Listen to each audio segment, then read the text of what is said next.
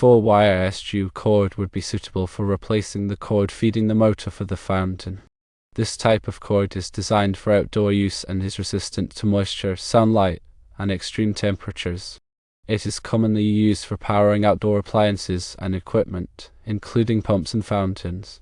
The 4-wire design is appropriate for the 230 volts 4-wire fountain pump, as it allows for a separate ground wire. While well pump cords may not have an outer jacket, SJOOW cords typically do have a durable outer jacket that provides additional protection against damage and moisture. Here are some additional considerations when selecting a replacement cord. Firstly, gauge. Secondly, length. And thirdly, quality. The gauge of the cord should be appropriate for the amperage of the motor. A 2 horsepower motor typically requires a 12 gauge or 14 gauge cord. Choose a cord that is long enough to reach the GFI breaker comfortably, but avoid excessively long cords that could pose a tripping hazard. Opt for a high-quality cord from a reputable brand to ensure durability and safety.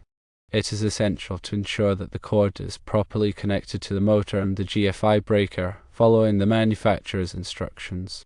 If there is any lack of comfortability in doing this oneself, consult a qualified electrician.